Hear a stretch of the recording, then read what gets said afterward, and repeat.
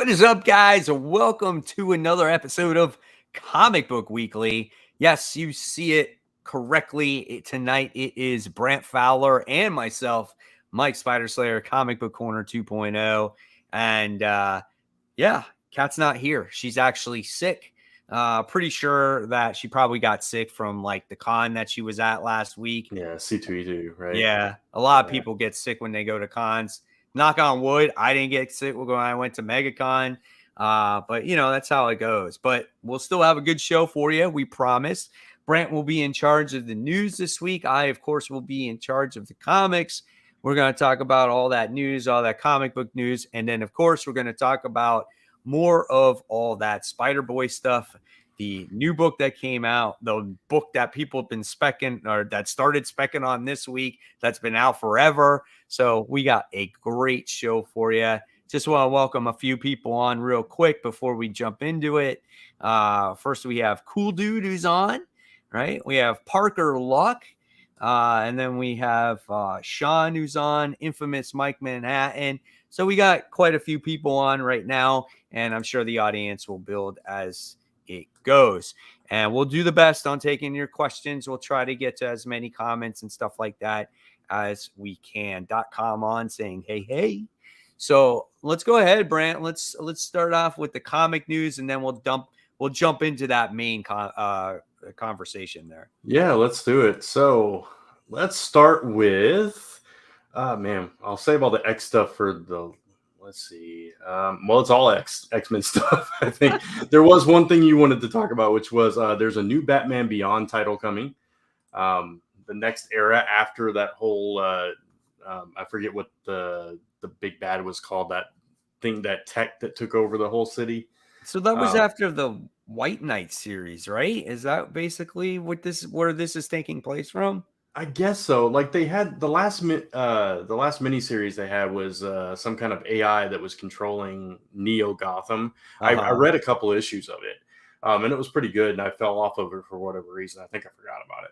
Yeah, I think I did too. You know, so I'm a little bit lost of where we're at right now. Yeah, but I might check it out just because obviously it's Terry McGinnis, and I want to see what new adventure that he has. You know. Yeah, and at least it's an interesting concept, and it's got the writers that are doing Captain America right now, the one that Kat and I are reading with Steve Rogers. So I mean, it could be good, and it's like something about the mysteries of old Gotham coming up, and I think people go missing and that kind of thing. So it sounds like it has a little meat behind the story, at least. Yeah, what I read. Exactly. Right. So hopefully, it'll be a good one. And hopefully we won't forget about this one. Oh, well, right? Yeah, exactly. So many books. It's hard to stay on all of them. Did you want to talk about this Harley Quinn book? Nobody had marked it. I think Kat added it late. What is it? Red, white, and black? Yeah, black, white, and red. Yeah. I don't know, man. We've had so many of these red, white, and black books, and it's just like now DC's doing it too, and they're both doing it. And it's just like, honestly, I'm just not into anything that Harley is putting out these days. The only thing that I thought Harley is really good in is the Batman series right now, the Batman and Joker series, where she's actually in freaking character. To me, right now, Harley Quinn is just comedic and reminds me of Deadpool. And I just don't like that. I don't like the turn that they took when it came to Harley that way. Gotcha. No, and I get that. It's like I've tried so many Harley books. It's one of those books that I keep trying over and over again, and I just cannot get into it. So, yeah, me too. Yeah, unfortunately. All right, so let's dive into all this X news because there's a lot of it. So we'll start with the Iceman creative team. I'll just cover that real quick because, again, that's the writers from Captain America. So it could be – and the story actually sounded cool. It sounded like he's actually going on a hero journey this time. So that could be fun. And, maybe I'll try it out now. So, you're still not going to try it? I might. There's so many, like – X-Men books now. It's ridiculous, and they're all getting their own individual series. And I don't know. Yeah, no, I get it. It just seems like it's like Iceman books never do that well. And it's like, does X-Men or does Iceman really need his own series? But Yeah, again, it's something that I might try the first issue, and if it entertains me, then I'll definitely, I'll talk about it. It might be a good book to talk about on my Worthy One series too. So it yeah, might be that's worth true. the issue one to give it a try. And let me correct myself. I'm getting my titles mixed up. That is not the one with the Captain America team. This is Steve Orlando, who's currently writing Scarlet Witch. Is going to be Oh, writing this. okay. Gotcha. So, but still, the story sounds pretty good to me, and I actually am enjoying the Scarlet Witch story. So, I'll give it a Gotcha. shot. So Let me we'll get see. this question right here. It Yeah, says, "Hey guys, so not sure if you you guys guys are are aware. aware, but Chip Zdarsky is visiting comic shops all over Cool.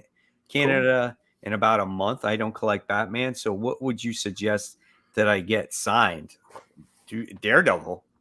Daredevil, or he did that crossover issue, right? Oh yeah, he did Yeah, do the one where he crossover. was in it. Yeah, Yeah, yeah, there's you that. could do that. What else did he? I'm like drawing a blank on I know, right? stuff It's that like he's I done. know he's known for other stuff. I just can't. It's not coming to me at the moment. Let me look him up real quick. See what his like most known thing is. Uh, um, criminals, Oh, sex criminals. That Stillwater. still. Oh yeah, Stillwater just ended. So yeah, that would be a good one. Yep. Man, we are really bad tonight. We read all these books, and That's the problem. That's we read so many books you forget off the top of yeah. your head. He read. I mean, he wrote that short Jughead series too. Oh, I'm just saying. gotcha. Yeah, So there you go. there's some Infamous Mike stuff. Yeah. Manhattan says, "Have you guys seen the Super Mario Brothers movie?" Not yet. I saw it. I we were gonna go with my brother-in-law, and he's been in the Oh, were you hospital. really? So yeah, so Mm. yeah, couldn't go quite yet. So It's good. yeah, It's I good. figured it would be. Listen, it's not the most in-depth plot, but if you're thinking of an in-depth plot when it comes to a Super Mario Brothers movie, then you're gonna hate the movie. But you Yeah, shouldn't, because it's just like you never played the game for the plot to begin with. You played the game because it was fun, and the movie is a lot of fun, and the acting in the movie is really good. Jack Black is so awesome in this, and Pratt was fine. Everybody was really good in the movie. yeah, So I think you're going to enjoy it a lot. yeah. No, I'm sure I will. It just looks fun from the trailer, so I'm excited for it. So we'll see. Cool. All right. Let's see. Make sure there's no more. Oh, Mike Manhattan says he drew six criminals, so that's cool. I didn't realize that. Um, I went to the wrong tab. Let's get to the next news story and continue out with all this X-Men stuff. We got Marvel returning to the Days of Future Past, so it's another one of those flashback series, I think, and telling untold stories in that timeline. Yeah. Um, so I mean, So yeah, Days of go ahead. Future Past was like 2 issues, I think it Right. was. Yeah. And so now they're going to make it like 4. Yeah. And what he said was you don't have to read the original Yeah. to get what's going to go on here. So I think that's actually really good. Yeah, yeah, and these flashback series, they're hit and miss, but for me, I think more than not, they've been pretty good, pretty solid. Yeah. Um, So I like almost all of the flashback stories except for the X-Men ones. Like the X-Men ones have just not been that great for me, yeah, you I know? I didn't mind I thought the Gambit one where Storm was a teenager was pretty good. I enjoyed that one. I think it went a little bit longer than it needed to, Uh-huh. but I enjoyed it for what it was. But most of the Spider-Man ones have been pretty good. The Spider-Man, there's the Hulk one, there's Yeah, Venom, there's yeah. there's a lot of them that are been really good. So I'm looking Mhm. forward to, I'll be looking forward to checking this out. I would Yeah, love to see like, those hidden things that you didn't quite see. It yeah, just kind of adds to the story. So it's a right. good idea, I think. Yeah, no, I completely agree. All right, so we got these next two are from like this whole Fall of X, Realm of X stuff. So we've got Fall of X. It's expanded into a new title called Dark X-Men. Um, let's see. Oh yeah, bring up can you bring up the roster? I saw it. Yeah, one It shows second. it on that article. Yeah, I'm trying to get to it. I can show the cover. Yeah, let me open that in a new tab. There we go, and present, share screen, find the right one. There we go. Yeah, so we got Madeline Pryor, we got Havoc, Gambit, Archangel. It's a Wolverine clone named Albert, Azazel, and I forget who the other two are, but you see two other characters on Who's it? the left of the screen. Yeah, who's that dude? The dude on the left? I have no idea who that is. Let's see. Let me see if I can That's find their is names. that Zero? I'm looking. All right, here we go. Implate is one of them, and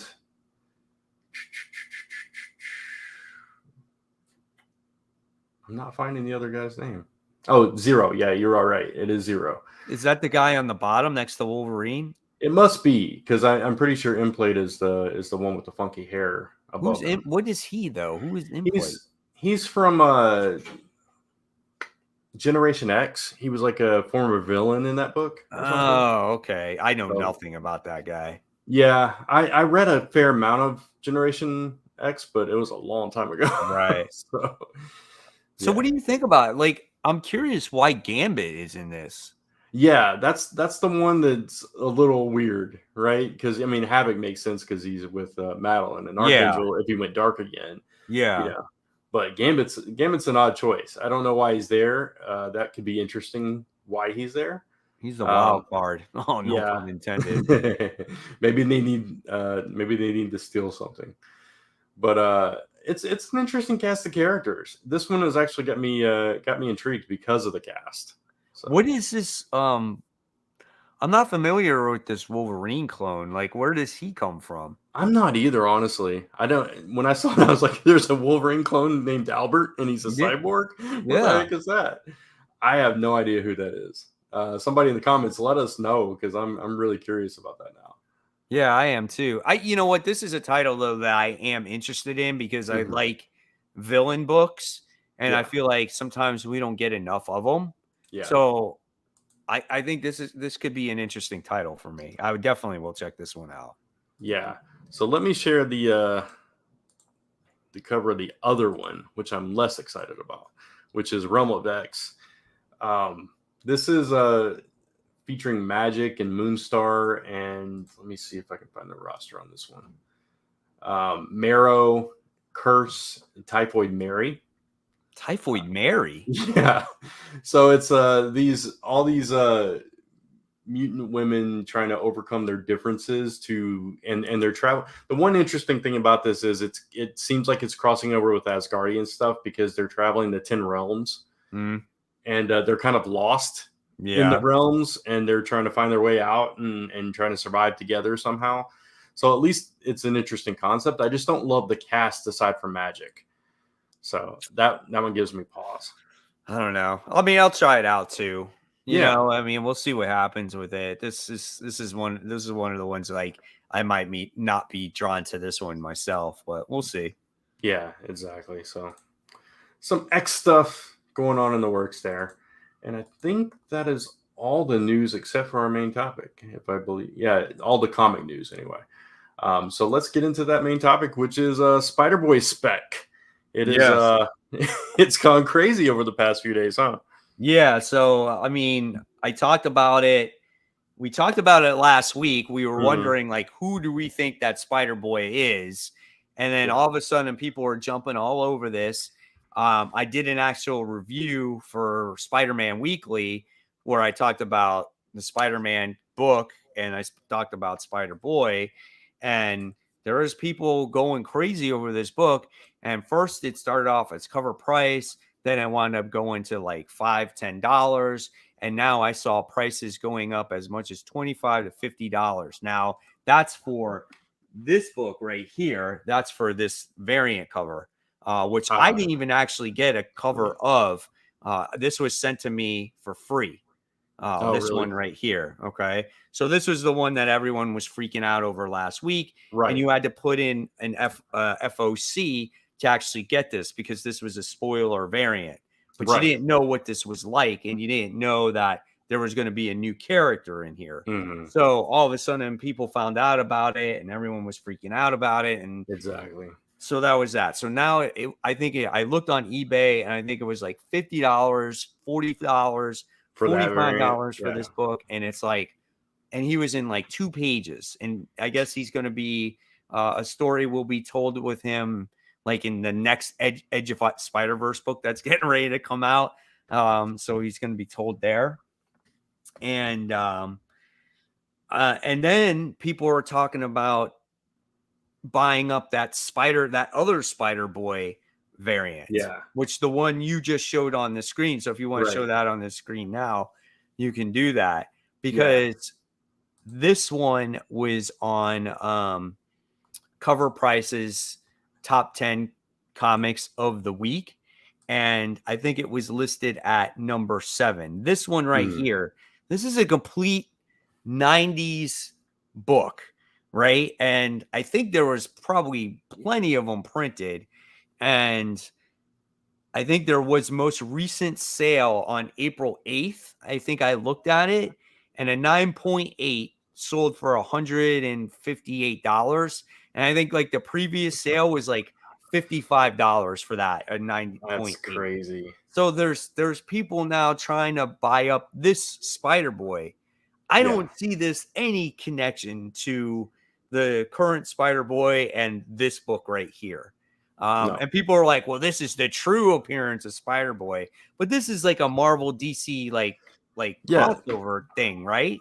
right. This was if I'm not mistaken, it was like Spider-Man and Superboy amalgam. It was like they did a bunch of these amalgamation characters back in the day. So, and it does say amalgam up at the top of that cover. So that's what I'm assuming that is. Right. Do you Yeah, have this book? I do not have that book. No. I think I do. I'm Do pretty you? sure I do. I it's somewhere in my collection. I gotta have this book. But I just want to know, like, if you guys, how many of you guys had FOMO for this Spider Boy book that actually came out this week? Like, I went to the shop and I had a friend of mine text me. He's like, I'm going to your shop. Do they have the Spider Boy variant? I'm like, I don't know. I mean, maybe. I'm like, I want to go there. And I thought maybe they would have any, but they didn't have any at my shop. They Yeah. had like maybe 7 or 8 of them ordered because nobody knew that what it was. Right. And I think Yeah. that's what made this thing so scarce. Sure. And then I just wanted it because not because of the value of the book, but I just wanted the cover because I thought the cover looked cool, you The know? cover, it looks better than the main cover. Yeah, for sure. Right. And Yeah. then but then now they're coming out with a second print with this comic. And I actually like the second printing. It looks Yeah. really cool. And it has Spider Boy with Spider-Man on the cover. Now, Oh, is it that? Yeah, I think I know which one that one is. Yeah. I think I just saw it on eBay. Actually, I was looking to see all the. I'll see if I can bring that one up real yeah, quick. people are probably like trying to pre-order this Yeah. comic book. So, Is it this one? yeah. Yeah. That looks cool, right? Yeah. No, it does. Definitely. So It's a I nice definitely cover. want to pick that one up too, just because the 2 characters are on it. Yeah. That's crazy though. It's like I just went on there to see if like they had gone up or anything, but you're right. It's like $50-$60 for that cover right now. Is it still? Yeah. Yeah, it's like $59.99, $49.99. Yeah. Did you read the book? Yeah, I read the book, which is why I'm like scratching my head because it was such a short introduction for the character, and then he was just like, "Oh, you don't remember me? I'm bummed. Bye." And he's Yeah, and gone. it's like you would almost think that's like a cameo, Right. Yeah. right? And not a Yeah. full appearance. Like But it's they did interesting. show him. Yeah. Yeah, they do show him, and he's on this cover. So Yeah. it's like that's what's going to make, if this book has any legs, if this Yeah. character has anything, like, what do you think this character could be? Do you think like he could be the next Miles Morales? Is he intended to be that way? Like, what do you think? Yeah, I think they're trying to do the next Miles, the next Gwen kind of thing, and just continue on that train because it served them very well with all the Spider Verse stuff, right? So if they can create another one that kind of takes off, then they just keep growing that family, I guess. I think they tried that with Alpha and it failed miserably, but I we'll know, but see. when you think about it though, when you created Miles, and Yeah. Miles is a great character and he was Hmm. great in his own universe, but Right. he struggled in the main universe, right? And then Yeah. you introduce Gwen, really Same good thing. Yeah. series that she was introduced in, and then she had her book in her universe. Ever since then, she has struggled as well. So those are like your two, like, I guess most recent new Spider characters that kind of Hmm. have legs, and people don't know really how to write them too well, even though Miles series currently is pretty good. Yeah. What do you do with Spider Boy? It's just like, do we Yeah. need another character like this? Yeah, it's almost like somebody, I think Serenity said it was very similar to Alpha's attitude, and it's like, are they trying to create their own Damian Wayne in the Spider-Man family? Maybe, Yeah. but the thing about Gwen and Miles, even if they're struggling, like when they're in the 616 and all that stuff, the multimedia appeal for them is very strong. Mm-hmm. And if they can capitalize on that with this character or any character really, um, that gives you reason to put them in the comic, right? But because that's where they make their real money is, all that kind of stuff, toys, Right. cartoons, and movies, and all that stuff. So Right. I mean, I can see this book probably having some value because it's a brand new character. yeah, I don't know if it'll be worth like a Ultimate Fallout, or that first Spider Gwen Edge of Spider Verse, because all that stuff was brand new, especially Spider Gwen. Like Edge of Spider Verse was just brand new material, never been done before. And this is kind of out of that. So it's yeah, just like, I don't know if that character is going to be worth that much. yeah, But if you're looking for Spider Boy, the Superman or Superboy Spider Man thing from the 90s, guys, don't search for that shit. That's like $1 book, and yeah, don't don't go out of your way for that. I just can't see that book having any type of value in the long term. So yeah. that's just It's me being honest. Like, it's like if you have it now and while the price is up, sell. Right. if someone will buy it, like, Right. I don't see it, man. I Yeah. never thought I would see that book on a top 10 list ever, No. period. That Yeah. book's in dollar bins, 50-cent bins, quarter bins, like, Exactly. and the Yeah. story's not even that good, man. Not even. None of those were. They were just these fun little mashups that everybody was excited about because it was Marvel and DC crossing over, which rarely happens. So Right, um, yeah. yeah, Mike Manhattan says wasn't Alpha supposed to suck? Thought that was the point.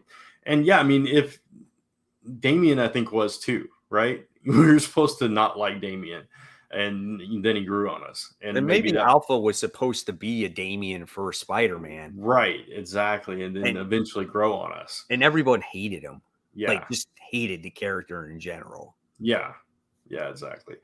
It's I don't know that Spider-Man needs a sidekick.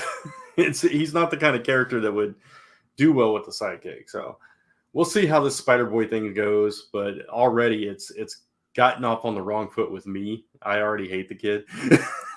It's like, you whiny little brat. I didn't know you existed 5 minutes ago. Come on. Anyway. Did you see this one? You didn't read the Alma again? How do you say it? Amalgam. Amalgam Comics. Yeah. I got the big omnibus of it. It's so good. I didn't I even know they made an omnibus of that. I didn't either. I read a couple of them. I don't remember which ones I read, and I think like a friend had a couple, and I read those, but Mhm. I didn't like buy all of them. Right. So, Here we got a comment says, no FOMO, refuse to bite on this. So good for I you.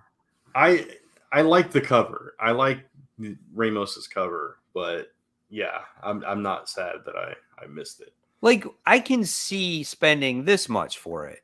Yes, I Yeah. bought a copy for $15 because I knew my shop wouldn't have any for Mhm. sale. So when Yeah. you look at it, right, it's a variant cover. Yeah. Okay.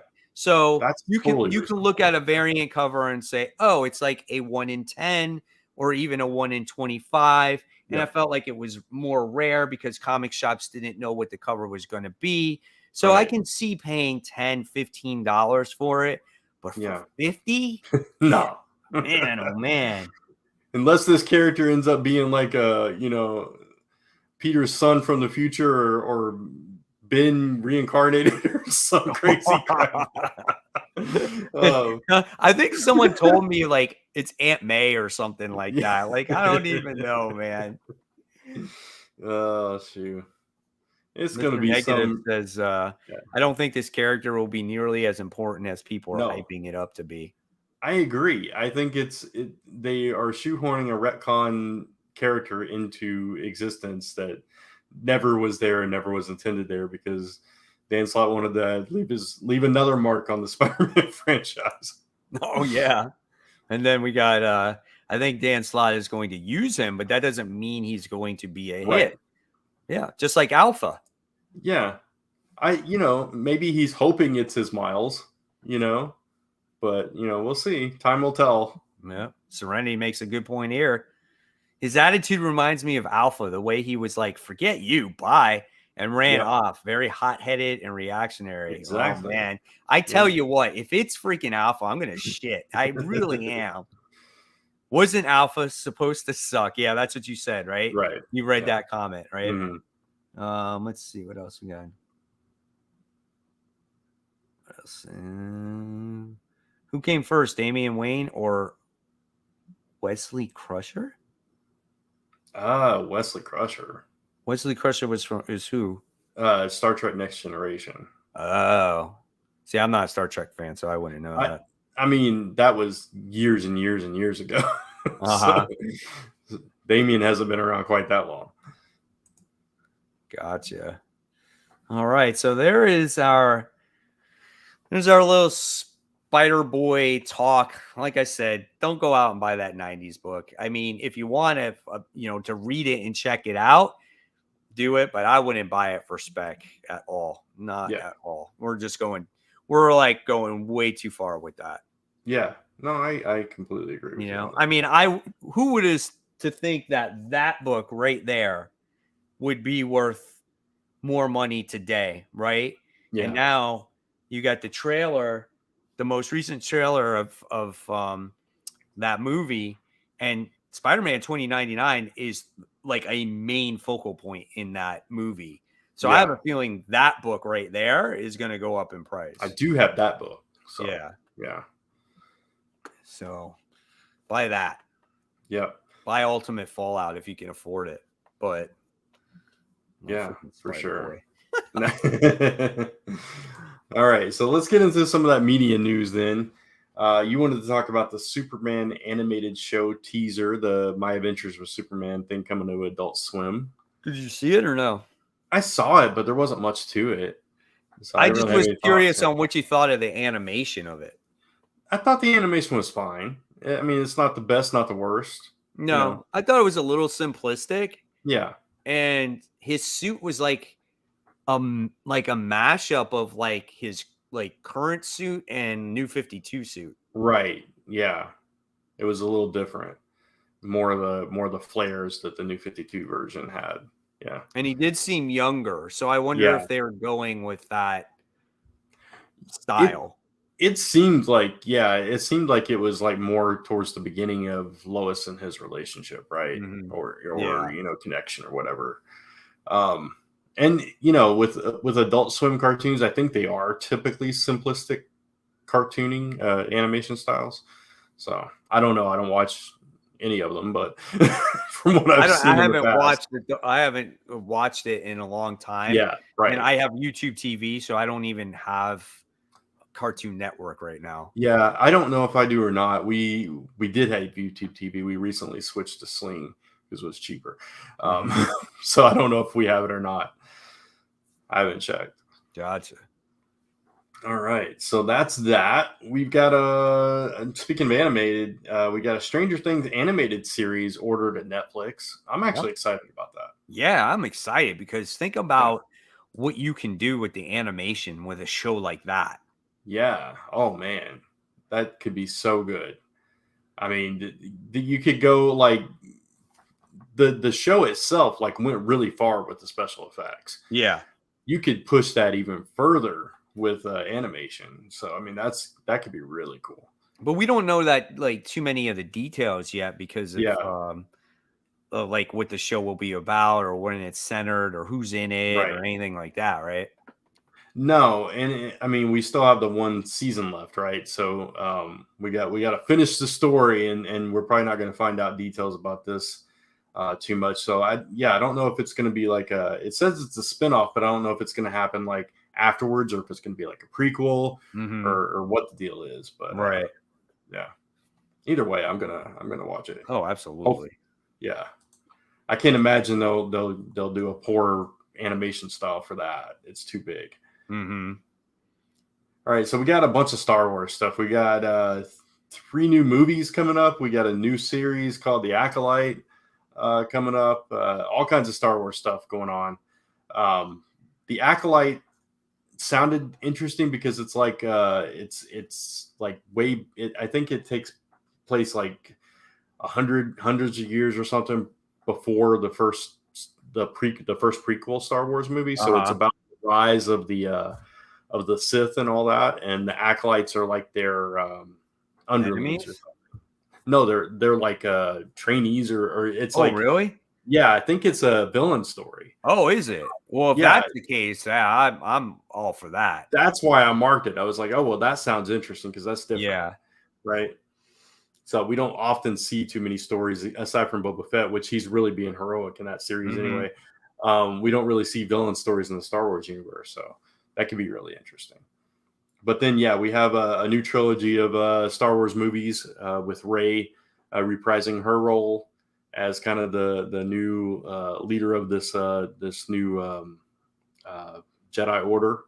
See, So I'm excited to see her come back, yeah, right? And I she's like the master, so mm, we can see where she takes it from there. So I right. think it's cool. It continues that story in a way, and then maybe Star Wars can kind of redeem itself a little bit.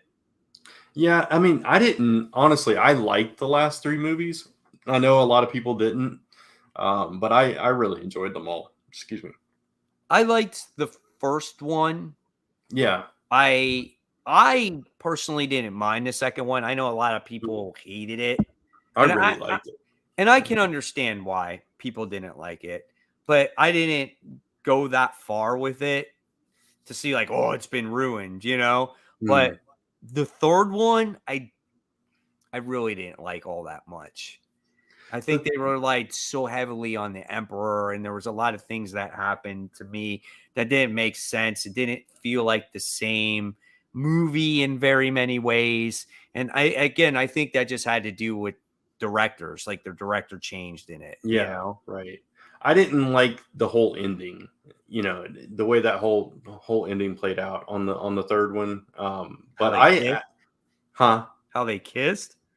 Yeah, just the whole the kiss and everything. It wasn't how I thought it was gonna go. Right. And so yeah, I was a little iffy on that. But the second one I actually really liked. I know that Mhm. it was a different vibe, a different feel for a Star Wars movie. But I really liked it, and I liked the characters that they had in it. So it is what it is. The first one was really good, but if you look at that movie and you look at the original first Star Wars movie, the story is exactly the same. The Oh, progression is the same. absolutely. Everything is the same. Absolutely, Yeah, 100%, but, like, it's like Star Wars tradition, you gotta yeah, blow up a Death Star somewhere. yeah. 1st movie, 3rd movie, Right. 4th movie, or no, I'm sorry, I guess the 7th movie, I guess we should say, you Yeah, know? So, yeah, you always gotta do that. yeah. So I'm always down for Star Wars. I know some people are like, we getting too many Star Wars with all the shows and everything, but you know what? I love it. Looks like we get a super chat. So Oh let's yeah, from Frank. yeah. Said Acolyte is being created by Leslie Headland, who is Harvey Mm. Weinstein's former assistant, who admittedly is not a fan of Star Wars. It's not it's not going to be good. Frank is very he's makes like he's made the shows and stuff like that. So Yeah, he's very knowledgeable in the industry. right. So I actually believe him. I actually can May yeah, take so his word for it. in other words, it's probably going to be a very different vibe than we're used to with Star Wars. So, Yeah, yeah, absolutely. okay. But I'll definitely check it out. We'll see what Yeah, happens with it. yeah. Thanks so much for the super chat. Yeah, absolutely. Thanks, Frank. So good. All I'm right. curious to hear in the comments below. We're going to take a minute here with Star Wars, Yeah. and I want to know what's everyone's favorite Star Wars movie. Oh. Favorite Star Wars movie. We got plenty of them. So go ahead and put it in the comments below. Go ahead. I'll tell mine. Okay, yeah, I'll go start ahead. it off. So I love all of Star Wars. I'm just gonna put that out there, and I like movies that most people didn't like, except for Phantom Menace. Nobody liked that movie, but my favorite of all time still stands as Empire Strikes Back, yeah, hands down. I have to agree with you. I think that was my favorite too. I saw Star Wars when I was really young. I think Yeah. it was re-released in the movie theater when I saw it. Mm, And I remember seeing it with my mom. And I remember the scene of Darth Vader walking down the hallway in the beginning. yeah. And I remember the trash shoot scene, when they're in the Yeah. trash. But then I remember I was a little bit older and I saw Empire Strikes Back in the movie theater. I was freaking blown away by that shit. I was Yeah. just like Boba Fett, Darth Vader, the freaking Hoth scene, like just all that stuff happened. Like Han Solo gets frozen in carbonite. I'm your father. Like it just Yeah. like all hit the fan in that movie. And I was just blown away by it. Yeah. Jedi I liked. I thought um the the effects were really good in it. Mhm. I love like all the dogfight scenes and stuff like that. But I hated the Ewoks, dude. I could not stand them. I'm like, wow, come on, man. I don't need Ewoks in here.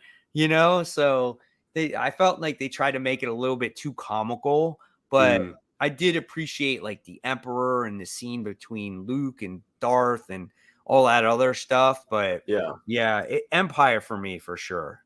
I'm seeing a lot of love for Revenge of the Sith in the comments, and it's interesting because when I saw that, I was like, okay, this is my second favorite. Now I don't know if that still holds true now, but when I saw it, I actually really liked that movie. Revenge So, of the Sith. That's the last one in the yeah, the prequels. right. It's the birth of Darth Vader, Oh, basically, you know right? what? I did like that movie. I Yeah, liked seeing him go down that path. yeah, And then him just trying to overtake his master when he just couldn't do it. And it just showed you like the pure rage that he was going through and the anger and just what happens to somebody when they go down that complete path and how much yeah, pain and suffering that he's gone through. yeah. I appreciated that a lot too. Yeah, I'll tell you, I got so giddy when the helmet and the mask came off for the first time, and then you're sitting there, and then you hear the, and I'm like, Yeah, that first oh, yeah, that so first awesome. yeah, I Yeah, love the breathing apparatus of of right. of Darth Vader. Always love that. I Yeah, remember, like, when I was a little kid, I would just be like, yeah. you know, It's and I'm just just like, menacing. Yeah, yeah, it's so crazy. And yeah, when they first put that thing on and he's just like, you hear that breath, and that gives you the chills, man. That's what hmm, it does for me. It's yeah, just like it hits that personal note. I'm like, yeah, oh man, it's crazy stuff. yeah. So I All love it. right. So let's see, what do we have here? So we had A New Hope. I saw opening night in 1977. Wow. That's pretty cool, man. Yeah, That's that's really awesome. awesome right there. What's this one? I walked out on the movie when Chewbacca was killed off screen to somehow survive to the next scene. What was that? The first what movie was that I one don't in? That was remember. in I think that was the first movie of the newest ones. Okay. Didn't Chewbacca die then? I don't remember, I'm pretty honestly. sure he did. Oh man, was it?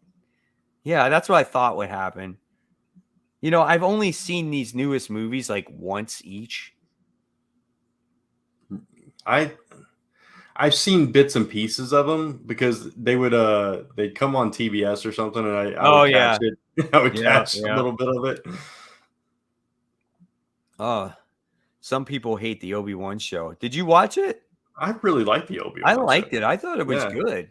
yeah, I thought it was really good. It was great to bring him back. And, you know, it just Hmm. added something to the universe. It added some continuity to it, right? Yeah, So exactly. that was good stuff. What was this one? The Force lightning blew up the shuttle he was supposed to be on, but he wasn't. Ah, okay. All right. All right, cool. So yeah, that was our little Star Wars talk. We don't talk about Star Wars all that often, so It's because Cat's not a huge fan, so we know we don't get a chance that that's often. true. But I can honestly tell you that Star Wars is the reason why I love all the shit that you see here today. Hmm. That was my first like science fiction introduction to all these fictional characters ever. It was Star Wars. It might have been mine too, honestly. It was either that or no, it had to be that because I honestly I think my parents took me to the drive-in for one of those. Oh, really? Yeah, I'm pretty sure. And then my cousin and I we had Empire Strikes Back on VHS, and it's the only one we had, so we watched that one over and over and over again. Um, you know, but it was our favorite, so it worked out. That's funny. I still have VHS tapes of Star Wars. Do you? Yep. I, I don't know if I do or not. I don't think I do. Maybe somewhere. All my VHS tapes are packed in boxes. So before we continue, guys, I appreciate you guys watching. We've had up to 50 people so far watching, and if you like what you see, guys, just make sure you give it a thumbs up, just so we can get other people to watch the show. Yeah. Last episode between both channels, we had over 1,700 views on our last one. So we want to continue to make the show grow. So please give it a thumbs up. Takes a second. It supports the show. That's all it takes, guys. So thank you so much. So let's keep going, Brent. Yeah, so we only got one more news piece, which is the Marvels trailer. And I thought this looked a lot of fun. So this is Captain Marvel, Miss Marvel, and Monica Rambeau teaming up. Their powers are entangled. So every time one of them uses powers, they switch places. That's And weird. so it is weird, but I thought it was fun. It looked so much fun and a little bit lighter hearted. So I thought it would, I don't know. I was really into it. What did you think about it? I think it made me laugh too. I like the actress that plays Kamala. Like, I like Mhm. her Yeah. because I think she fits Ms. Marvel really well. And she's just a kid. So, and I love how everything is so new and fresh for her. Yeah. And that's why I like her.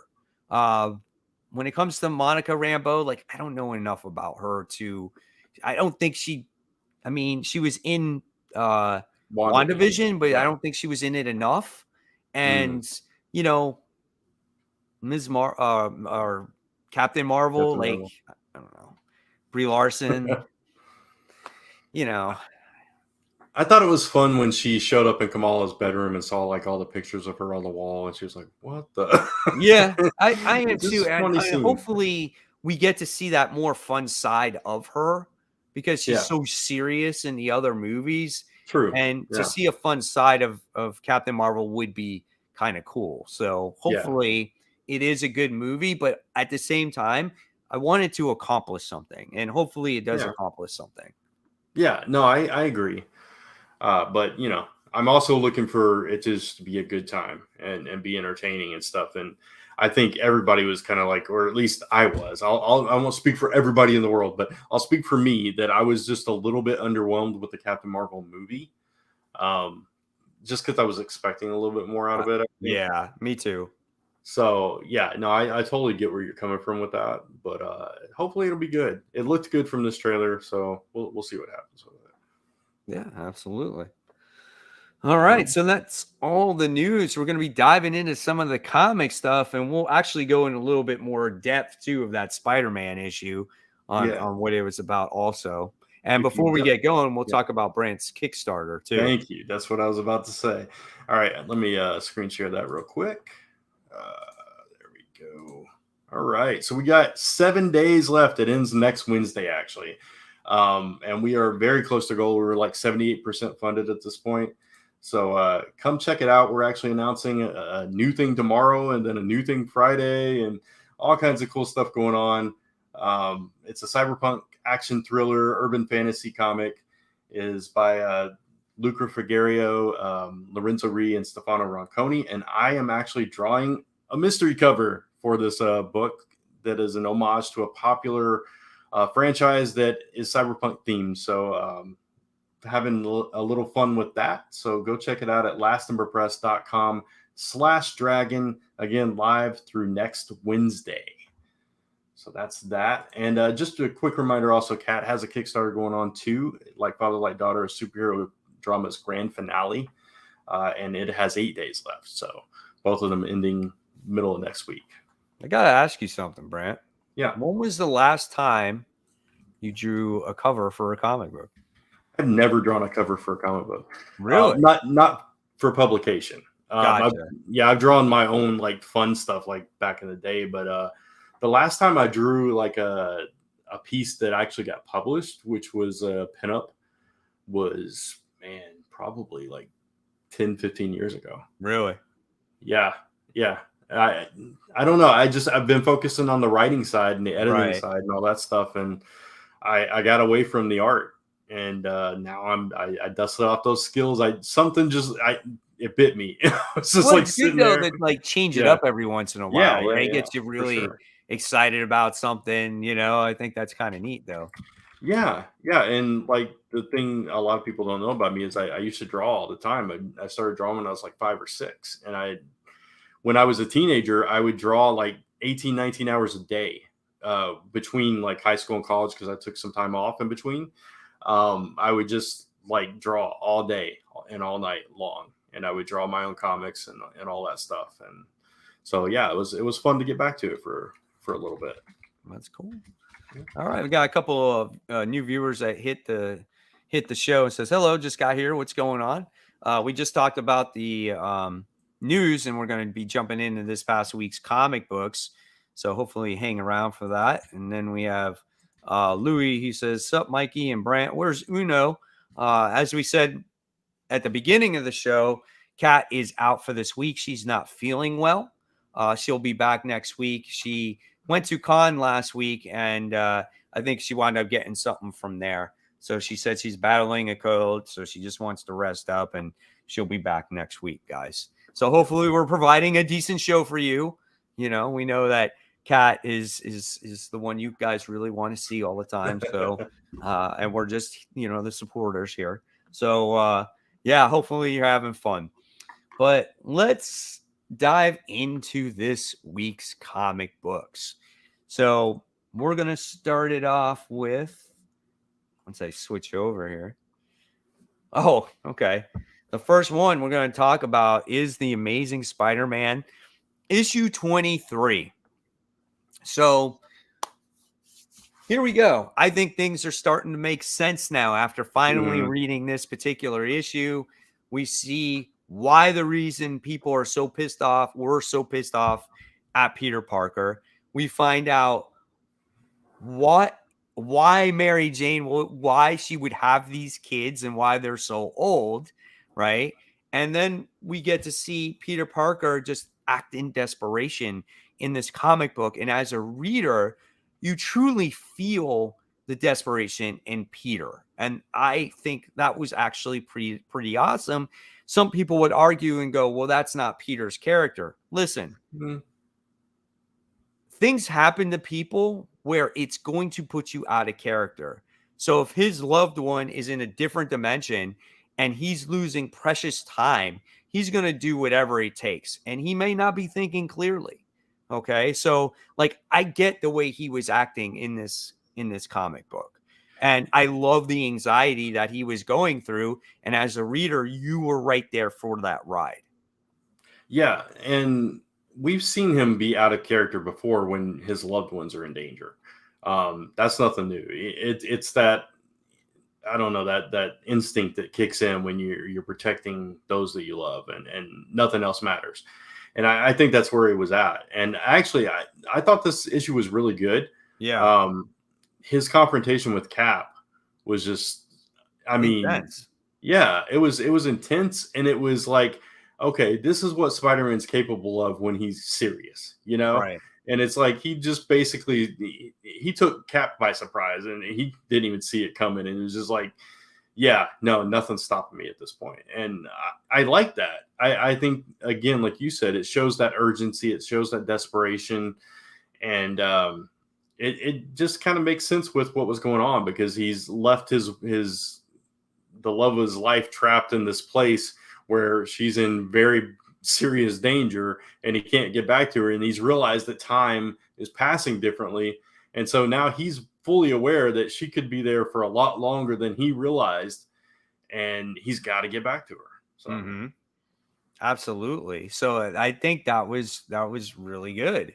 yeah, I am so curious to see if they will visit the time that was spent with Mary yeah, Jane and Paul, if they flash back to that. yeah, I hope they do, so it'll make a little bit of sense Right. what happened between those two. And um now he's going to the person you would think that would not help him, and that's Norman Osborn. And he didn't yeah, want Norman Osborn's help in the beginning either, you right, know? So he goes to the people that he would trust the most, which was, Fantastic Four and Cap, and none of them would help him yeah, out. Well, they were willing to help, but it just took too much time, and no right, one would understand what he was really going through. right. Yeah, and I like that they're filling in the gaps of how him and Norman became so close, because it did seem to come out of nowhere. It Right. was like, okay, now all of a sudden Norman is J. Jonah Jameson now, and he's like Right. just on Peter's side. It makes no sense. It's So like yeah, I'm yeah. sorry. No, go ahead. I was going to say, because in the beginning of the series, we see that, yes, they did work together, but like Hmm. Peter never really trusted him. Right. Yeah, And now you get to see that relationship build here. yeah, exactly. And yeah, it's just filling in those gaps and going back and forth. It took too long to get here, but I definitely like that we're finally getting those answers and filling in those blanks. Right. So Tevia says, the Peter Parker I knew and love would never do this. Just uh-uh. explain the situation. No, because he's out of time though. If he sat there and like talked to the government and waited for Reed to get back and all this stuff, a year could pass and she Yeah, could be dead. He had literally no time, and he realized that because he's a smart dude. right. you know, Exactly. It's yeah. like Cap Thank was you, like, Frank. "Oh, just give it a day or two." He's like, "I don't have a day or two." We realized that 2 or 3 hours was like a week in that timeline. Yeah, So you can see how different the time changes there. yeah, Um, here's Mr. Negative says MJ about to cheat on Peter while they're gone. Well, yeah. it might make sense because in that Right. time they might think we're stuck here, Yeah, right? yeah. Because we don't know how long they were there. Yeah, Because if we don't know how long it's going to take Peter to get back, because he still doesn't even know how he's going to get back. So it could be a year, it could be 2 years, who knows? All Based like off of 6 the months. age of those kids, though. Right, exactly. It could be several years. And we know that for Peter, it was 6 months, right? Like, or around there, because that's when the story takes place. It's like 6 months after whatever happened. Yeah, So we yeah. know a lot of time passes before Peter is able to get back. Mm-hmm. So even more time passes for her. So it's going to be weird though, because that means that Mary Jane is like several years older than Peter now. But maybe she was Right. always older than him. Who knows? But Um, so Tevius goes, except Captain America wanted to help Peter, yeah, Parker Spider-Man, and I think he would have understand that because he was trapped in another dimension too. But he already said that we needed to clear things up because of those explosions. Like it yeah, was the thing that they wanted to explain. It wasn't just up to Captain America. It was other people involved that wanted Spider-Man to come. So yeah. yeah, yeah. He was not going to let Peter go.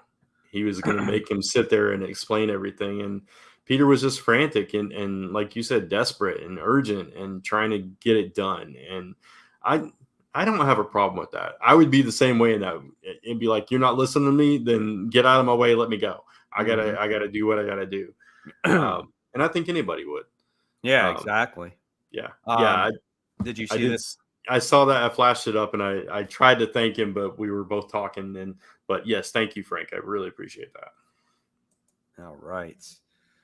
And then and we got the comment saying, "Have you looked on eBay for the Spider Boy cover?" And Yep. yeah, we talked about that earlier. It was like $50, $60 in some Yeah. cases. Yeah, absolutely.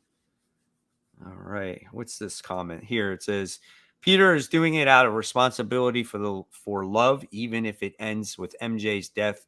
Leads to my big question: do you think with her death that Marvel is killing their main cash cow?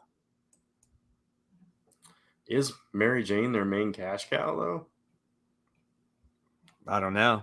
I mean, Spider Man might be, but Yeah. I mean, people want those two together.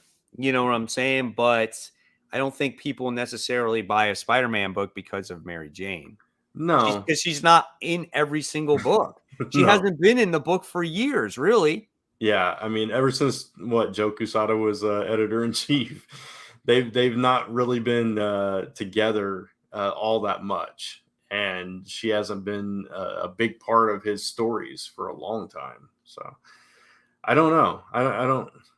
I don't think it'll have like the. I mean, yes, for Peter, it has a huge impact. It's the love of his life and all that stuff, and again, it's Gwen all over again. But will it have a big impact on the book itself? Nah. Right. Yeah, exactly. All right. So that's the Amazing Spider-Man 23 book. Yep. We'll see how 24 goes. I think that one's coming out that's tomorrow? I don't. Next week. Yeah, I think it's the Next week. next week. I don't think Yeah. it's tomorrow. All right. Saga issue 63. I'm not gonna really talk about it all that much. I think it's a fine book. I find it more interesting when we're trying to find out how to resurrect their fathers. The two kids are. And then there's the other stories that's going on with the war and everything, where I don't find all that interesting. Again, it's just trying to get the fathers back in the picture of that book. Yeah, Um, the book is good, but it's for me, it's not as good as it once was. gotcha. So let's move on to Batman issue 134. This multiverse stuff. I don't know. I wasn't feeling this issue, man. It's just boring to me. It's nothing, just too much multiverse shit, man. I tell you, in comics, it's just so overdone right now. Yeah, I know. I don't love the story of him being in another world or whatever either, but I didn't think this one was as boring as the past couple as far as that main story goes. Um, I still like the backup story better though, Right. even though I don't think this installment was the strongest of the backup story. So it was just an okay book. Yeah, I agree. I'm ready for Batman to come back, for Tim to find him, and just get back to whatever they're going to do next with the character. it's like you got different version of Ghostmaker in this book, and you got Yeah. Punchline, and it was just like, oh my gosh, how many characters can we throw out here? It's like enough is enough already. I just this is something that could have been like 3 issues and been done with Oh it. yeah, I You agree. know, Yeah. yeah, it just didn't have to be this whole story arc. So this for me, this is a letdown. You know, it's obviously it's not the worst Batman story I've ever read, but when you have such a high with the failsafe story arc, and then you get to this, it just doesn't even come close to that. Hmm. I mean, hopefully he's building up to something stronger for when he returns. So we'll Yeah. just have to see. Hopefully, it's how long is he stuck here? Like, do we know how many more issues this story is going to go on? I can see this going on another issue, maybe. Yeah, I Like hope this it's is just another coming issue. back soon, I think it is. Yeah, I know there was an issue that said that too.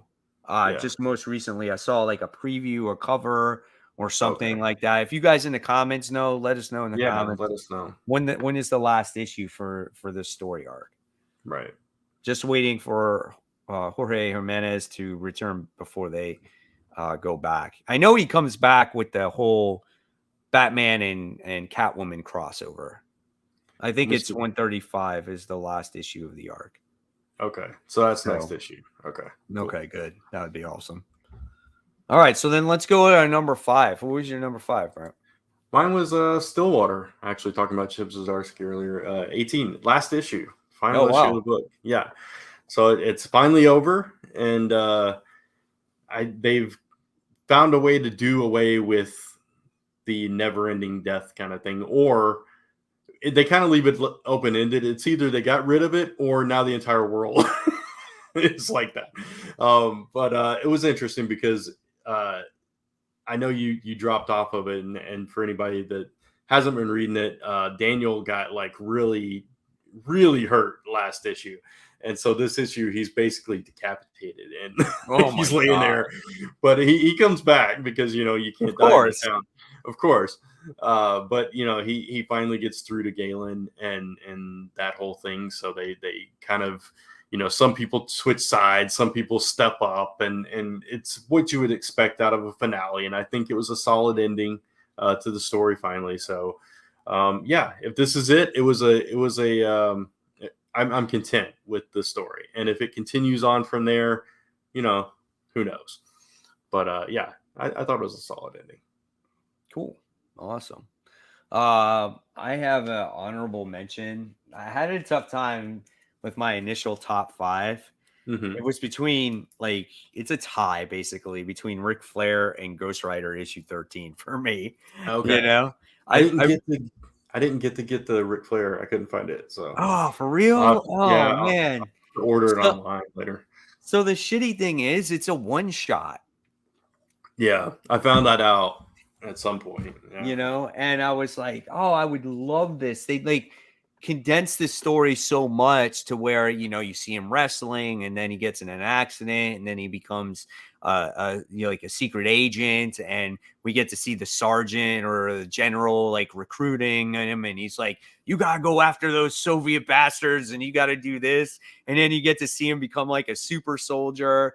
And it's so funny, dude. It's yeah. great. And then he gets his hair done for the first time. He's like, woo, it's so funny. And it just ends though. And you're like, man, I would love to see more of this. It would have been Yeah. great if it was like a 3-issue or 4-issue story. I think Hmm. that would have been perfect. I think people would have loved this, but maybe if enough people bought it, maybe we'll see more of Secret Agent Ric Flair.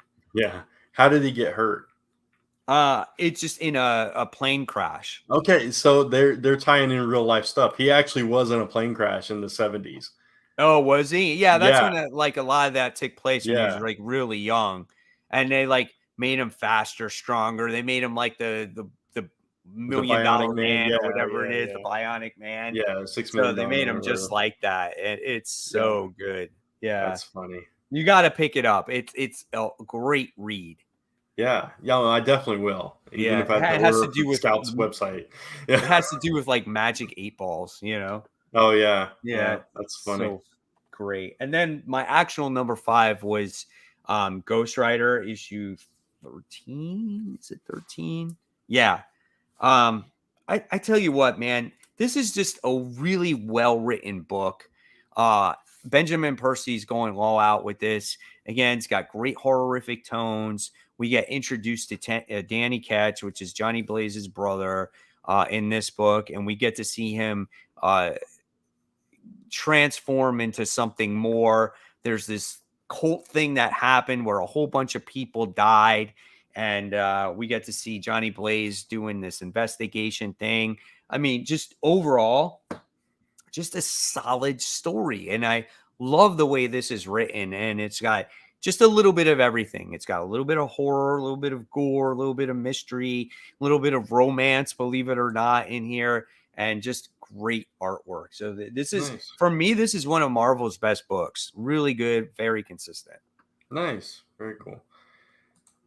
I'm gonna pop this up. What I was meaning to my last comment wasn't that Mary Jane is the point of their best Spider-Man character because Peter is, but what I was meaning was, do you think Marvel editorial hate Mary Jane?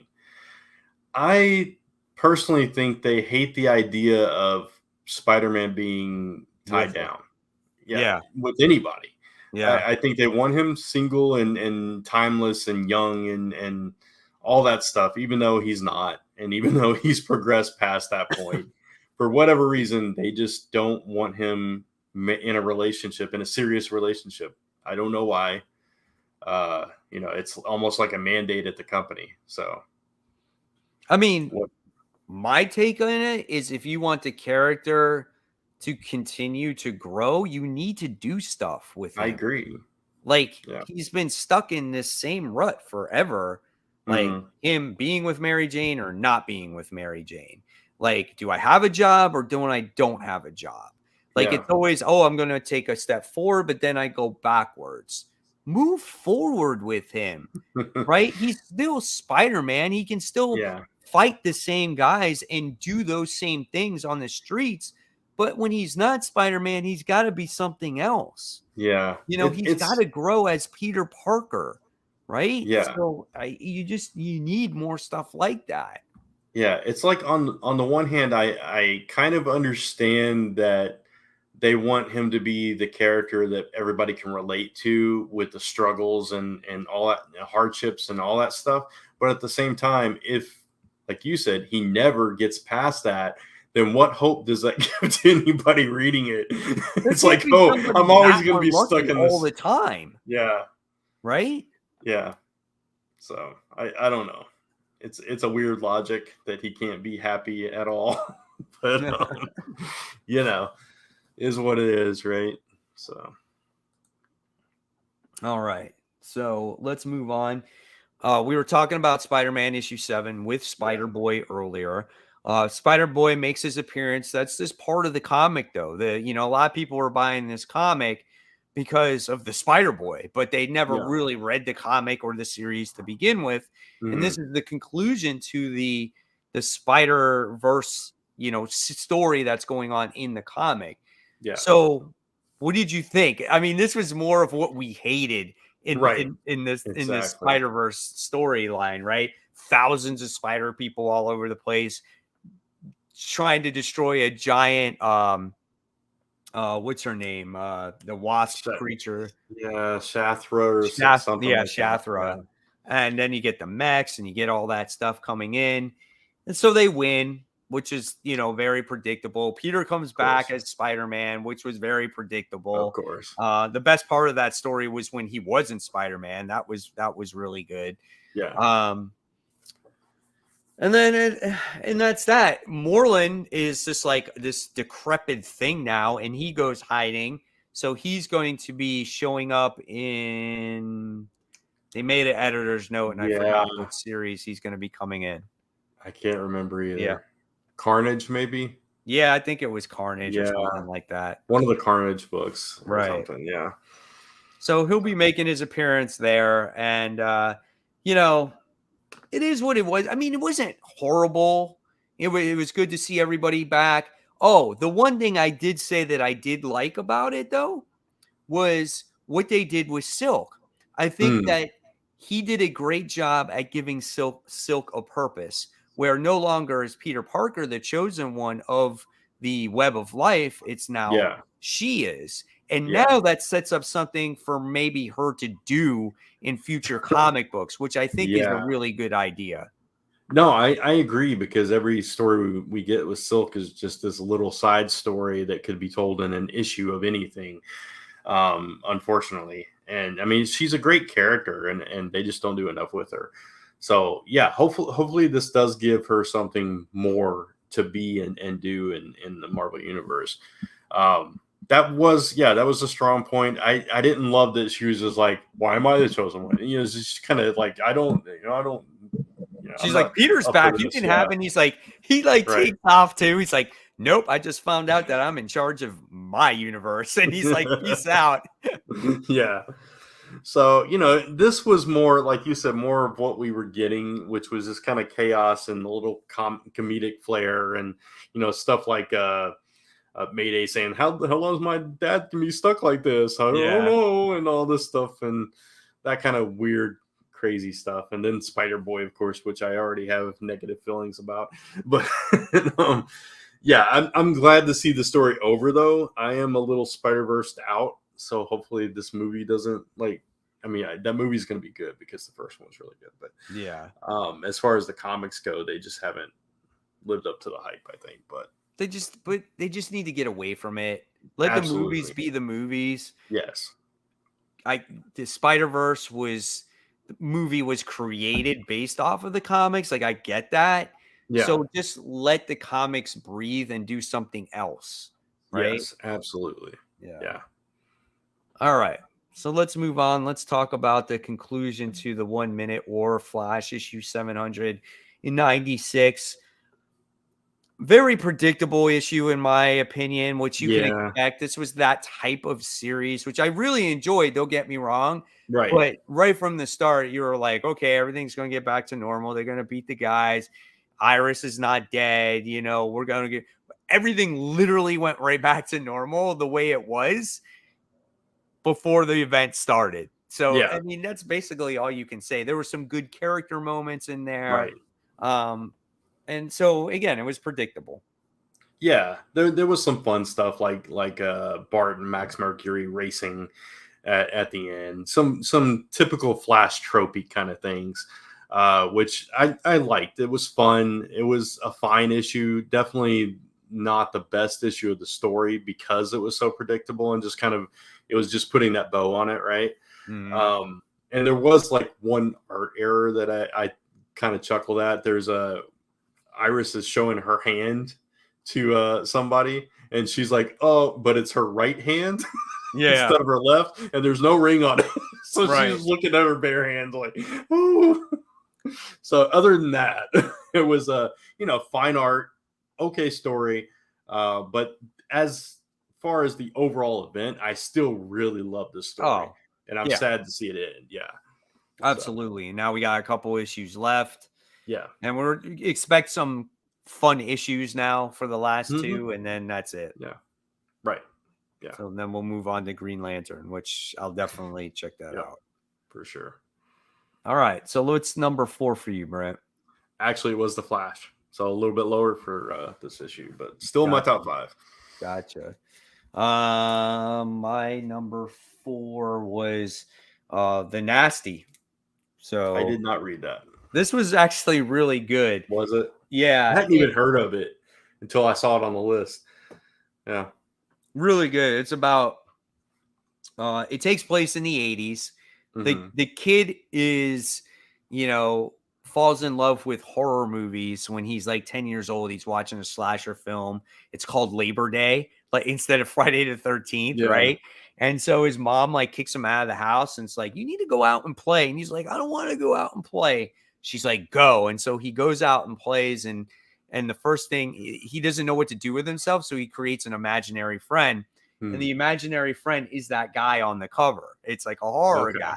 Yeah. And so as time goes along, his imaginary friend is like, he's 18 years old and he still has his imaginary friend, which is hilarious. And he's made to be like Mike from Stranger Things. He looks just like him in the comics, right? Yeah.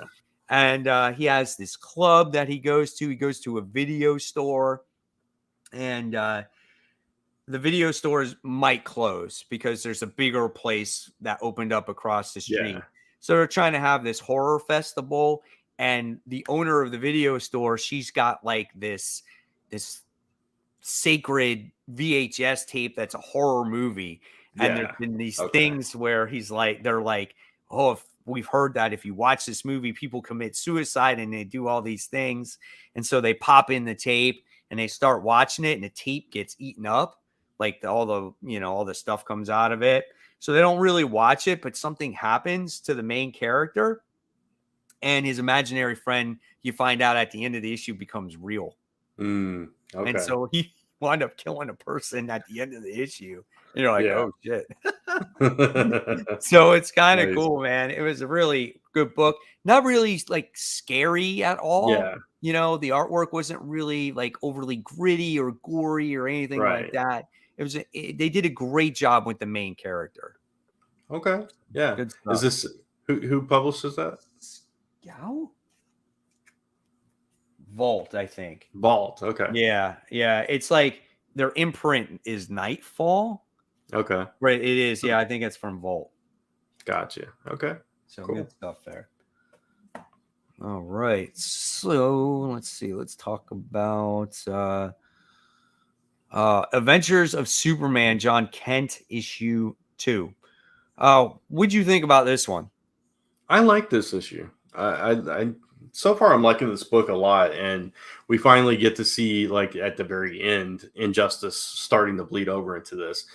I love the confrontation between him and Ultraman. It's like, are you my son? And it's like, oh, you got brought back to that, and you felt like John's kind of trepidation about facing him once again. So I thought that was handled really well.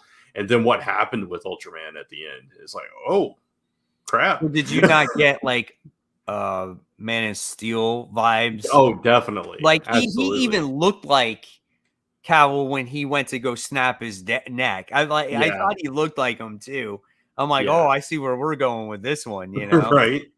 Yeah, that was definitely triggering, right, for people that didn't like that movie. Yeah, exactly. I like this issue too. Yeah. You finally got to see John like actually fight somebody. Yeah. which was Oh, and he good. did the whole electric blue thing too. Yeah. We don't know what's really triggering those powers, though. It's so Right. odd, like why it's happening to him. Yeah. But and it completely drains him when he uses it. But at the end, he comes across Injustice Superman. So, that was pretty neat. But that whole thing with Ultraman, I thought it would last longer than it did. It was just like second issue, he's already dead. I'm like, damn, dude. It's like, no, this was just our introduction to get you into it. Now we're moving straight into Injustice. Yeah. With an even worse version of Superman, right? Yeah, exactly. Here's a comment. Yeah. Adventures of John Kent was just disappointing and wasted potential because it wasted Ultraman. Literally. Yeah. Hey, I didn't mind that at all. Ultraman's, he's the old worst Superman. Injustice is definitely a more vicious version of Superman. And he'll come back anyway. Oh, well, of course. Because there's different versions of him too. So why, Yeah. And then we have Mr. Negative said, can't wait to see Adams on Green Lantern. Just finished Blackest Night, and I'm loving all of Green Lantern stuff I'm reading. Oh, wow. Yeah. So, Mr. Negative, you never read Blackest Night before? Such a good story. Oh, God. That's how I really honestly fell in love with Green Lantern. Oh, yeah. I mean, that story is like one of my all-time favorite stories in all of comics. I mean, it's just so good. And I just love Jeff Johns' Green Lantern in general. Absolutely. Introducing all the different cores, just so good. Like, I don't know if they have an omnibus on all that, but I would love to pick something like that up, because I would love to just go and dive in and reread all that stuff again. Yeah. I remember when it was coming out, is like you'd get those little plastic rings, and you didn't know which one you were going to get or whatever. I still have them. I have them right there on my counter. Yeah. Yeah, I kept getting the red and green ones over and over. Did you? I Yeah, have a green one, a black one, a white one. I actually have a Flash one too. nice. Yeah. I don't know how many. I might have gotten a blue one at some point. I don't remember. I don't know exactly where they're at, but I know I have them. I used to love the red lanterns, man. Yeah, Atrocitus, and just like you had the cat, and who else was in there? Oh, she had the chick with the wings. yeah, Oh, she was cool too. Like, oh, I loved all those characters in there, man. And Guy yeah, Gardner became a Red Lantern too. That was a lot yeah. of fun. Oh, that was totally fitting for his character too. Yeah, absolutely. God, Yeah, I loved it. I gotta reread that again. It was so yeah. good. It was really good. All right. So that was Adventures in Superman. We talked about Nasty. What's your number 3, Brent? It actually was Batman. Was it really? Yeah, it really was. Wow. Uh, I honestly, this wasn't the best week for me. It was just like they were okay. Everything was just Right. okay. Flash was like, okay, Batman's okay. Mine was The Amazing Spider-Man. Okay. Yep. Yeah. All right. So let's move on to you read Captain America Sentinel of Liberty issue 11. Yeah. This I'm ready for this, like, them to move past what they've been doing. They finally are. This issue, I think, was the wrap up of all the MODOK stuff. I was bored with that, so this wasn't like my favorite issue and all that. So now we're moving forward to where he gets, I think next issue he gets betrayed by Don't someone we close to him. Yeah. don't we get like coming up to that event or whatever it is? Yeah, actually I think that comes out tomorrow. It's the Cold War thing. Oh, okay. Yeah, it's starting in that with a one shot, and then it bleeds over into where both books are crossing over with Falcon's book. I don't know if I'm getting that or not. I'm not sure because I don't know if I'll understand what's going on. Yeah, and it's like I don't read the Sam Wilson book, so it's like I don't want to have to read the Sam Wilson Yeah. book because I didn't love it when I was reading it. So Right. I don't know. I might be taking a break until this one's over. I might get the one shot that starts it off, see if I like it or not. But beyond that, I don't know. Might be Gotcha. done with Cat for a little bit. All right. Oh, here we go again. Hey guys, where's Cat? Also, what's the worst art in the book this week?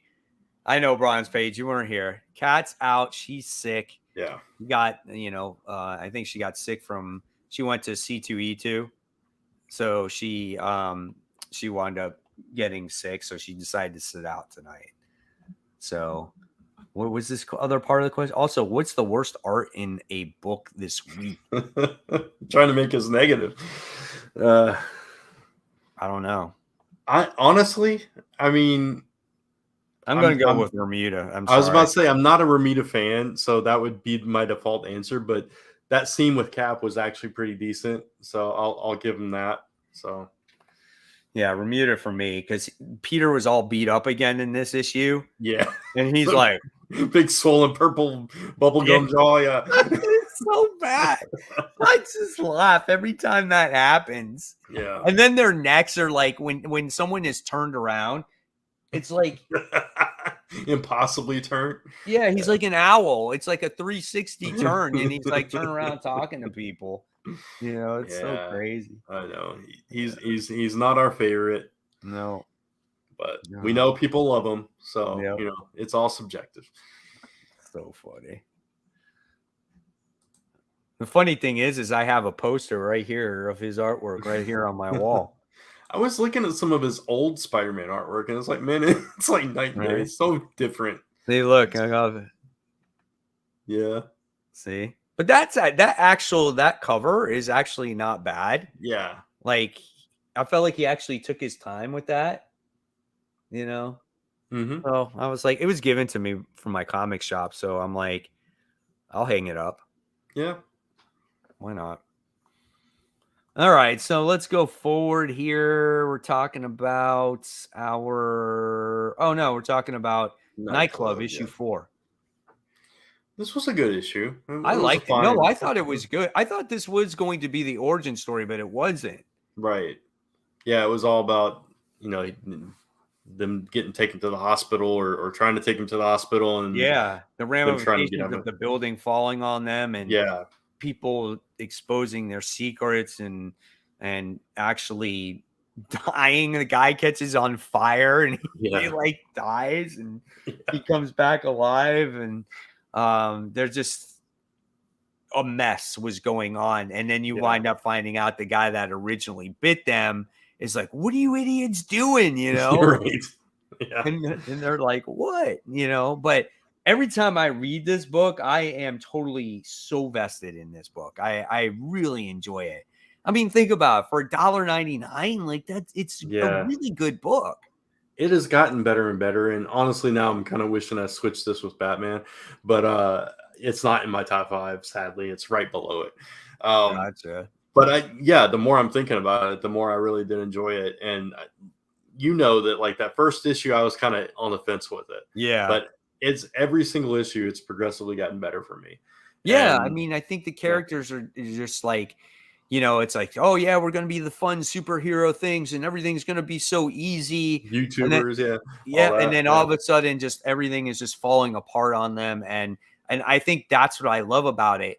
And you're slowly, getting to learn these characters. They don't overwhelm you with a whole bunch of stuff, and now yeah, you're slowly getting introduced to the villains in this character, and now yeah. you're going to learn a little bit more about the guy that actually bit the main character in the book.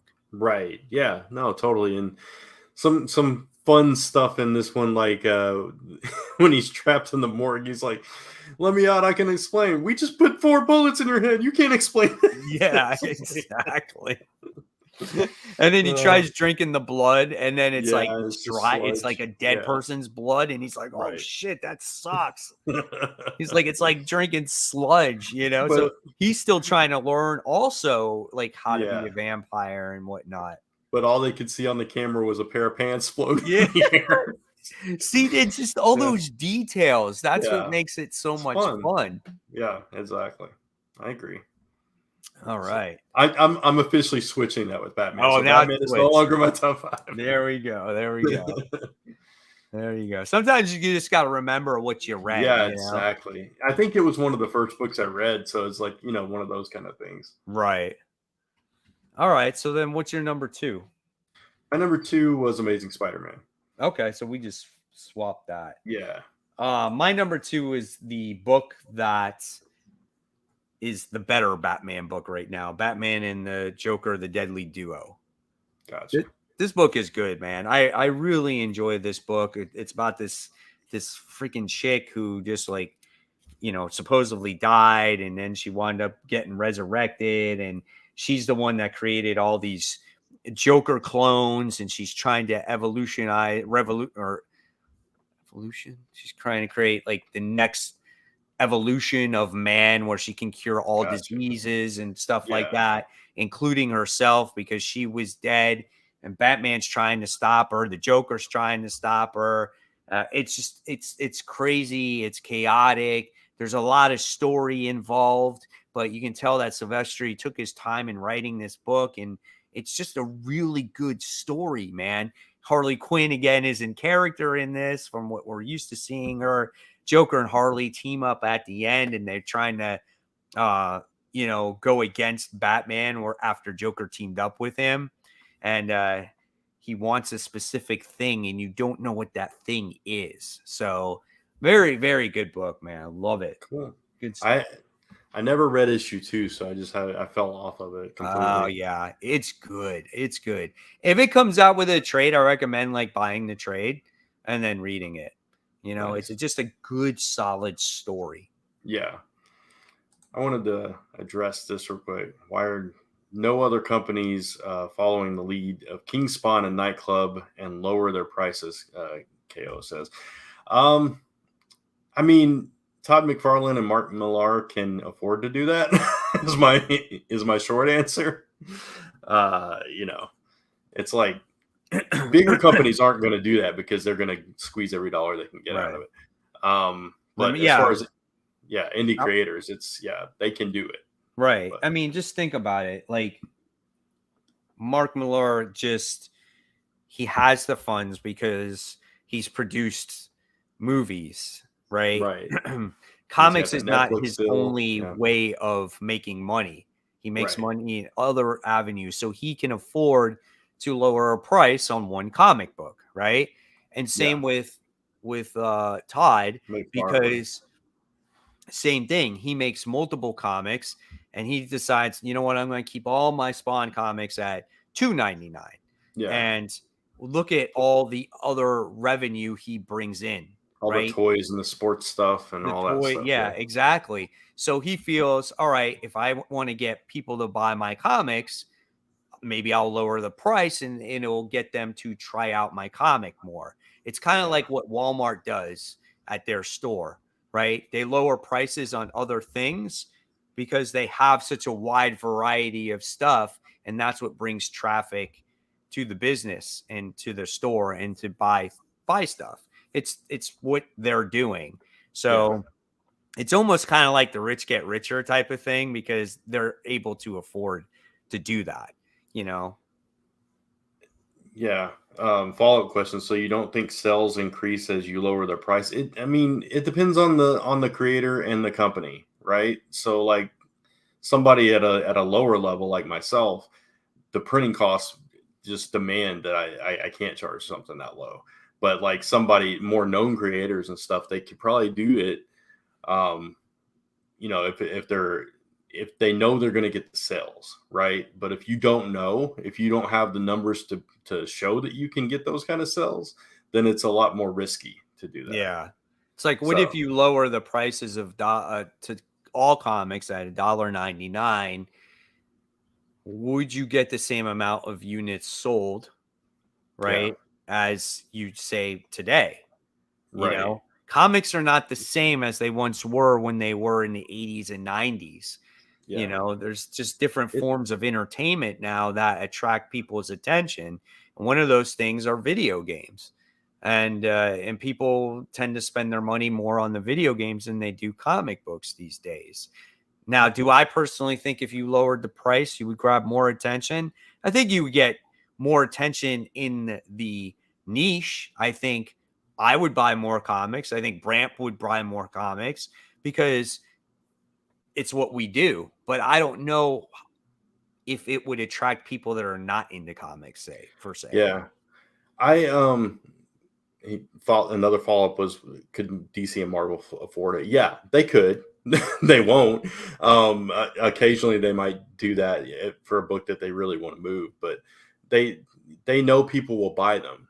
You know what I mean? So they don't have to do that. So they're not going to do that because people are going to buy them if they put them at $10 a piece. People are Mm-hmm. going to buy them. But smaller companies would do it because that's more of a incentive for people to try out their books. But to get that price point down to where you can put that kind of lower cover price on it, you have to order thousands of books.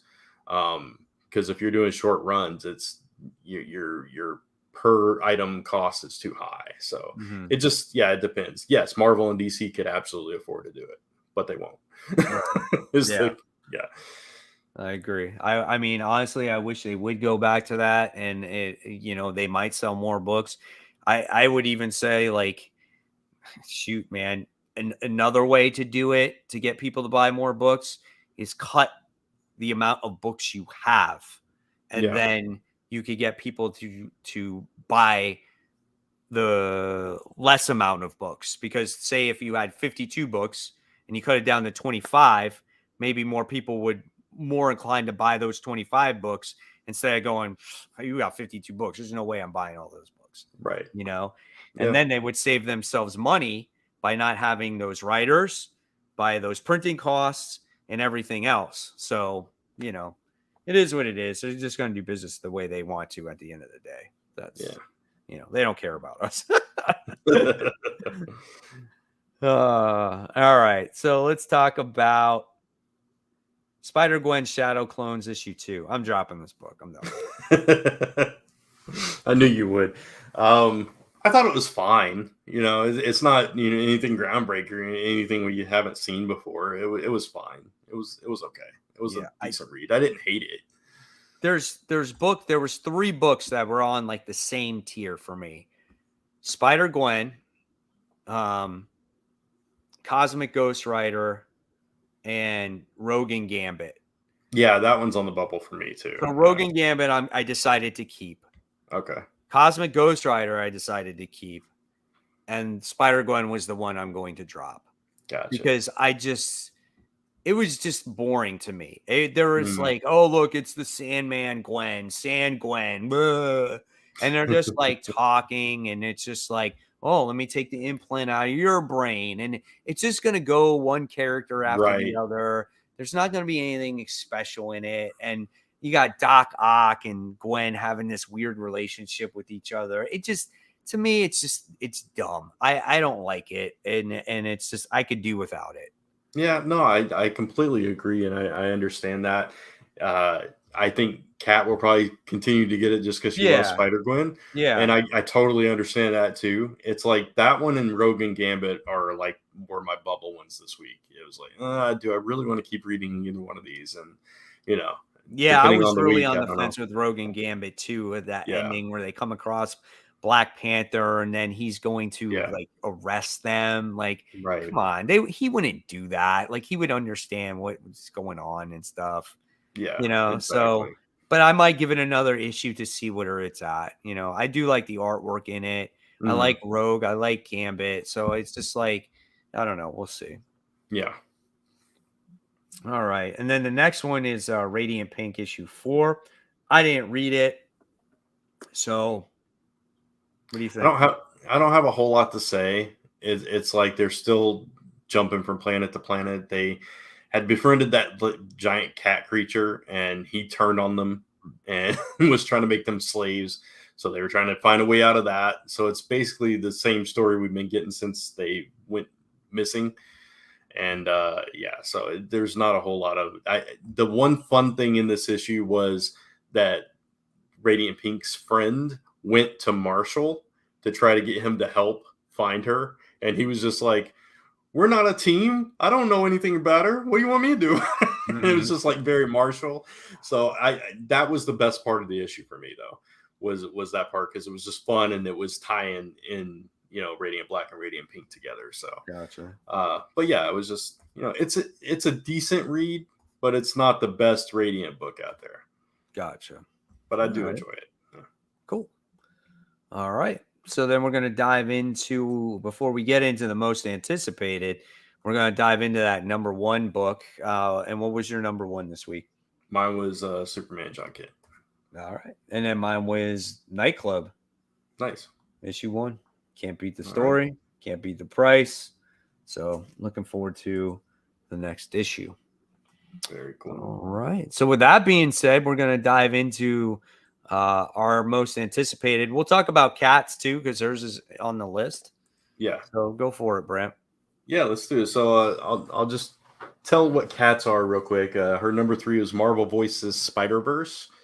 Number 2 is Dark Ride number 5. And number 1 was a book that I told Lisa about, The Great British Bump Off, which is a play on the Great British Bake Off, which Lisa's a big fan of that show, where the contestants start getting killed off one by one. So that's an interesting concept. It's from Dark Horse. So I told Lisa to check that one out. I'll have to remember to buy it because I don't think it was on my radar. Yeah, it wasn't on mine until I saw it on Kat's list here, and I was like, "Oh, what's that?" Right? Yeah. So I definitely checked that out after that. So let's talk about Last Barbarians number 3, which is your number 3. Yeah, I mean, I'm looking forward to it. I really enjoyed the last issue. We get to see Sylve on her mission here, and she had to rescue this kid. And then this kid winds up having these superpowers or abilities where wound up giving her brother his mind back. We don't know exactly why he lost his mind. It's how he just was stupid from the start. It was an accident that happened and now he got it back and then he lost it again. But we're slowly getting introduced to this world, these characters, and I love the story. I love the main character here. So yeah, I'm looking forward to it. Nice. Very cool. And my number 3 was Miles Morales Spider-Man. Uh, this is the best Miles book we've gotten in a long time, and I think so far it's been a really solid read. Learning more about the villain, was it Rabble? Yeah. Yeah, and I like that. I like this villain that has a connection to Miles, and he's starting to figure out what that connection is. And I think Misty's been a good addition to this book too. Yeah. Yeah, so nice mentor kind of thing going on there. So Yeah. looking forward to it. I think I don't know if this is the last issue before we get into the crossover between It might Carnage be. and Yeah, Miles. I think that's where we're at yeah, this, but I agree with you. I think this book is really good. I mean, it's not on my top 3 most anticipated, but it's pretty good, man. It's funny how I yeah, have all 3 books independent books this week. yeah. Speaking of which, Dark Ride number 5. Is this the last one, or is it like ongoing now? No, it's ongoing. Is it ongoing? I It didn't was know. on a break. It took a break Okay, after the first story arc, and I didn't gotcha. realize it came out until I did my top 10 most anticipated. And I was like, "Oh shit!" I'm like, "Dark Ride is back!" I'm like, "Hell yeah!" I'm putting it on there, man. Nice. I am excited for this book to come back. I love this book. Yeah. Yeah, I know you and Kat are big fans. I Yeah. dropped off of it sadly, but yeah, I'm glad you guys are enjoying it though. And your number 1 and my number 2 are Nemesis Reloaded number 4. Um, this issue, all the cops are dead. Yeah. Everybody's ordered under a curfew, or everybody's getting killed. Yeah. It's just things have gone to the whole other level in this issue coming up. So yeah, I'm curious to see how things are going to progress from here. Well, what I like about this series is not necessarily about the unexpected violence in it, Right, but right, yeah, the origin story yeah, of him on why he's doing this. And that's so interesting to hmm me to see why a person is so broken the way that they are. yeah. No, I agree. Yeah, it's been really good, and him. We talked about it last issue, going through all those trials and like hanging from the waterfall and all Hmm. that stuff was, yeah, it's definitely that anti-Batman character. Yep. Yeah, absolutely. Yeah. So then my number 1's Guardians of the Galaxy. First issue, new creative team, new cast. I'm curious about it. I'm intrigued by it. So Hmm. I'm gonna try it out. Hopefully it'll be good. Um, haven't had a whole lot of luck with Guardians of the Galaxy of late, so hopefully this one will be different. And Yeah, I mean, yeah, I'm getting it. I'm getting yeah, it myself. I just don't know what to expect from it. I'm hoping that it will be good. yeah. Um, that's all I can say about that. I like Guardians of the Galaxy, but I never was a huge fan of them. Just because I didn't read very many of their comics. And I didn't learn a lot about them until honestly, like the movies came out, and then I, Mhm. read a bit of Annihilation and all that different type of stuff like that. And and then we've had a couple of series, and like you said, they've been Yeah, average. right. So it's like we'll see what this one has. Yeah, yeah. I never read like the classic Guardians, but like that team that we saw in the movies, I read Annihilation before that movie Hmm. came out, and I loved Annihilation. So when they did the movie and it was those characters, like, oh my god, and but yeah, I agree with you. Ever since then, it's just been kind of, yeah, average. Right, So exactly. So we got this comment here. Same Guardians were B tier yeah, best. Yeah, exactly. yeah. Then we got this one. So if you guys answer the main topic, is Spider Boy overhyped? At least to your satisfaction. I said, I guess I talked around the question. I think Yeah. yes, it is overhyped. Um, I said if you spend $15 on that book, max 20, I think that's fine. If you went over, I think that was Yes. too much. I agree. You can do what you want. It's perfectly fine. That's just my personal opinion. Um, but when I originally wanted to buy it, I didn't want to spend more than $10 for it because it was like $4 on the stands, and then the very next day, like it was like $25. Like, come Mm. on, man. Yeah. Like, really? Like, people just tend to overhype things, and Yes. it drives an unnecessary value to it. Um, I just let it grow organically. I think that's part of the issue with today's comic books. Like modern day comics going for so much money, like a book that's been out for a year and it's like, damn, it's this much money, where it took 30 years for certain books to, Yeah. get to the point, or longer, 40, 50 years to Yeah. get to the point of some kind of value. Like look at Wolverine, first appearance of Wolverine. Look at the value of that book. That book is worth a ton of money, but that built up over years. Giant size X-Men, same thing, first appearance of Deadpool, same thing. Spider-Man, 300, it had value, but it slowly built up. And then all of a sudden it was like, even Ultimate Fallout, I don't even think was worth that much money until all of a sudden the movie came out. And then all of a sudden it was like, boom, that book just exploded. So, it is what it is. I mean, I don't buy new comics for really spec purposes. Yeah. I personally buy them to read them first. Every single comic I buy, I physically read, unless it's a Hmm. variant cover. If I buy Yeah. a variant cover, it's not because of value. It's because of the cover looks cool to me. I like the artwork. I appreciate the art out of it, because most variant covers don't hold value. Most of Yeah. them don't. So it's one of those things where, I just buy comics to buy them.